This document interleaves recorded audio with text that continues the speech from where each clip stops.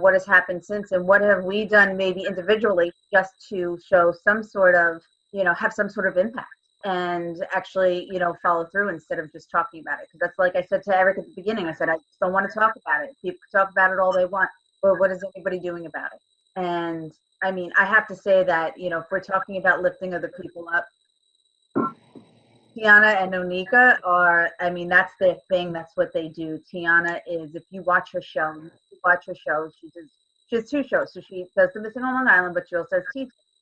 And she's continually every Tuesdays and Thursdays. I've been trying to do it like twice a week. Trying. So it's great because you interview so many people and you get to know, who they are and their background and to make them happy. And then what Eric said, which was amazing. You're right. What I actually want to find missing people on Long Island. I do with my family. And I needed to engage in a different audience. So when I did Missing on Long Island, a lot of people, I don't think people, maybe they know that a Black woman produced and created it. Sometimes they don't at all. Well, it's because they hear Chuck. Yeah, that's why I want to make a message on the Missing on Long Island. But I reach a whole different audience with that one. So, which is great when you want to do work and stuff like that. Alex, what do you do? I am a resident prostitute when it comes to sports media in Orlando. I have my own radio show that's now going to be syndicated for Tampa Bay Bucks called Know Your Enemy. I started that off of Fantasy and Flavors because I took a chance on myself. I got sick and tired of working for people who don't give a damn about you. I ran into this guy, thanks to Paul Hollywood Edwards, at the Amway, and we started talking about football, and we became friends ever since. Some of my writings led me to other avenues that led me to the Tampa Bay Bucks. This guy thought I was crazy after I wrote a 3.5-page article on the Baltimore Ravens saying you're not paying attention, the plight of the Black quarterback and how Lamar Jackson was going to change the NFL. That was July of 2019. And all of a sudden, he was MVP this year. I'm not a Nostradamus because if I was psychic, I would have gave you guys some winning lottery numbers a long time ago. What I do see is a change that is desperately needed because we don't have a lot of representation when it comes to media and for damn sure when it comes to sports. I hate to tell you this, Eric, but Josina Anderson has not had her contract renewed with ESPN. So if you stop to see her and start seeing Baby Girl that we saw from the NABJ meeting, that's the change that they're talking about. Out with the old and with the new. I digress. My focus, I want to get on SportsCenter and have people pry me off that damn chair. I think that you would do great. I do too. Thank you. Yep. Okay. I do too. Oh, listen, I've already said this brother's talented. I have to remind him at least once a month how talented he is. He just still hasn't grasped his full potential. And I'm not just saying that because he's on here. This is what I tell him on a regular basis. But in the same sense, he has elevated me to show that I am not just the host or a content creator of the show.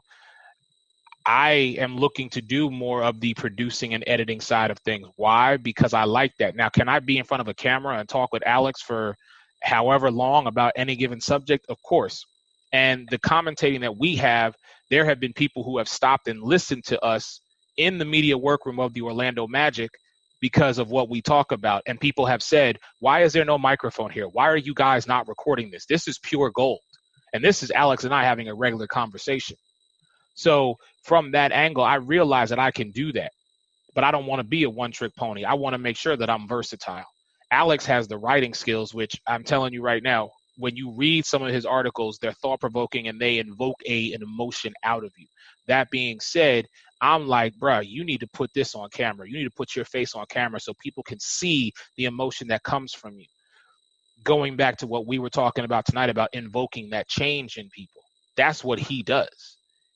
So again, I will say we need to elevate each other.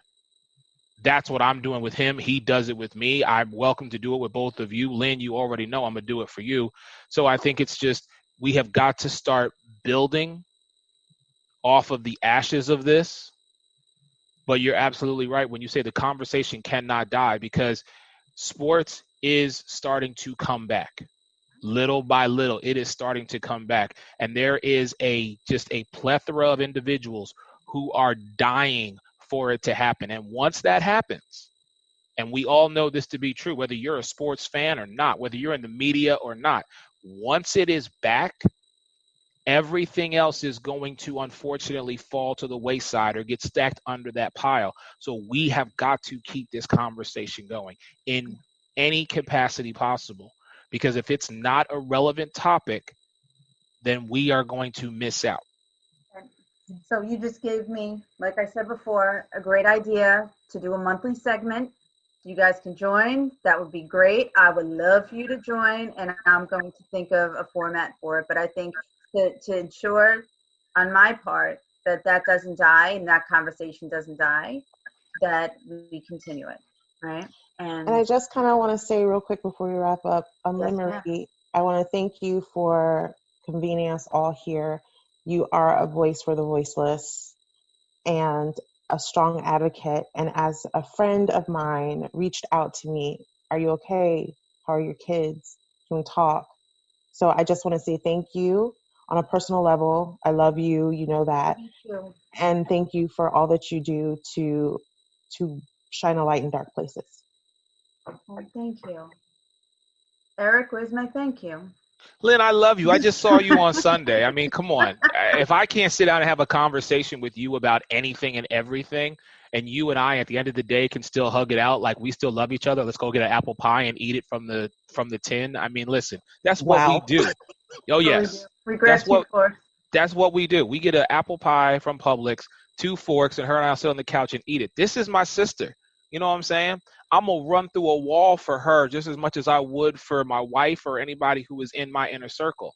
And I've said that forever. She already knows this. I'm going to bat for her. So, yes, Lynn, I love you. Thank you. You always know that if I'm not, either working with Alex or trying to do some other video to promote myself and my brand, you need me, I'm there. It's not even a question. So thank you guys. Tiana, thank you. You're the best. So you guys know Tiana helps me out too, okay? She does. She helps me out too. Well, we help each other, but you guys elevate me, okay? And thank you so much for having this conversation with me. Thank you so much for not being the dude who said, no, you're white. You have nothing to say about this. Yeah, gosh. And I was really nice in my response. Eric, you would have been proud. I always am. Yes. We'll talk later. Okay. And no, thank you guys. I am going to, like I said, now going to put together a monthly segment of something with a format, and I will let everybody know when that will be airing. But until then, I'll be working on the next case, which is missing person Jack Jimenez from Mastic Beach. And I'm still doing lots of research on that right now, lots of interviews, and should have something pretty soon.